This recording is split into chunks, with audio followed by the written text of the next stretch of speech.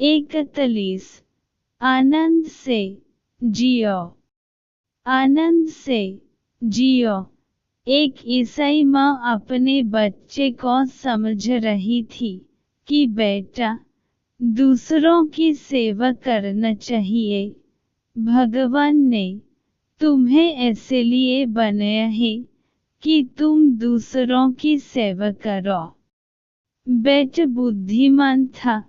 उस छोटे से बच्चे ने, और छोटे बच्चे अक्सर ऐसी बातें पूछ लेते हैं कि बूढ़े जवाब न दे सके। उस छोटे बच्चे ने कहा, यह तो मैं समझ गया कि मुझे इसलिए बनाया है कि दूसरों की सेवा करूं। दूसरों को किस लिए बनाया है, इसका भी उत्तर चाहिए। माँ जरा मुश्किल में पड़ी होगी। अब क्या कहे?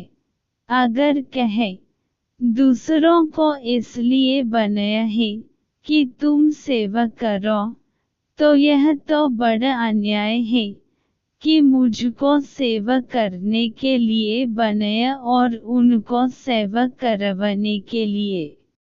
यह तो मूल से अन्याय हो गया।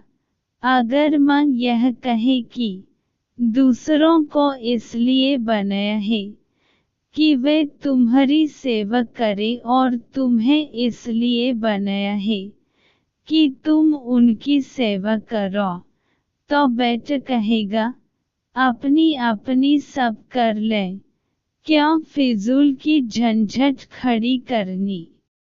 मैं यही कह रहा हूँ, इस दुनिया में बहुत हो चुकी दूसरों की सेवा, कुछ सर हाथ नहीं आया। दूसरों की सेवा के नाम पर बहुत थोथे धंधे चल चुके। सेवा के नाम पर सत्ताधिकारियों ने लोगों का शोषण किया है। जो भी सेवक बनकर आते हैं, आज नहीं कल सत्ताधिकारी हो जाते हैं।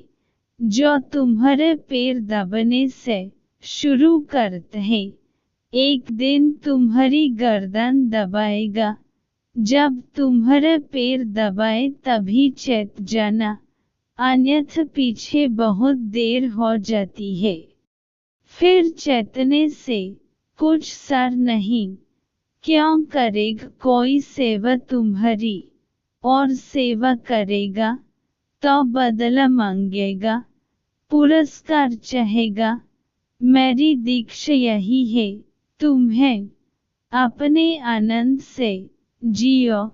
इतना ही पर्याप्त होगा कि तुम किसी दूसरे के आनंद में बाधा न बनो। इतना ही पर्याप्त होगा कि तुम अपने आनंद का नृत्य नाचो और अपना गीत गाओ। शायद तुम्हारे आनंद की तरंग दूसरों को भी लग जाए और वे भी आनंदित हो जाएं। शायद थोड़ी गुलाल तुमसे उड़े और वे भी लाल हो जाएं। थोड़ा रंग तुमसे छिटके और वे भी रंग जाएं। यह दूसरी बात है। तुमने सेवा की, ऐसा सोचना मत।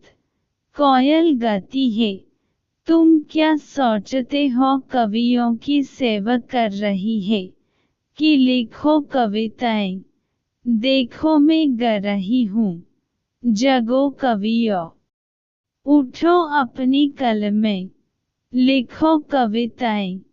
मैं आ गई सेवा करने को फिर, कि पपीहा पुकारत है कि संतो जगो, कि देखो मैं पिए को पुकार रहा हूँ। तुम भी पुकारो, मैं तुम्हारी सेवा करने आ गया। तुम इस जगत में देखते हो कौन किसकी सेवा कर रहा है। कोयल गीत गा रही है अपने आनंद से। पपीहा पुकार रहा है अपने रस में विमुग्ध हो। फूल खिले हैं अपने रस से। चंदत्तरे चलते अपनी ऊर्ज से, तुम भी अपने में जियो। मैं तुम्हें सेवक नहीं बनना चाहता। मेरे पास लोग आ जाते हैं, वे कहते हैं, आप अपने सन्यासियों को क्यों नहीं कहते कि जनता की सेवा करें? क्यों करें? क्यों किसी की कोई सेवा करे? और कितने दिन से सेवा चल रही है? हजारों साल हो गए। लाभ क्या है?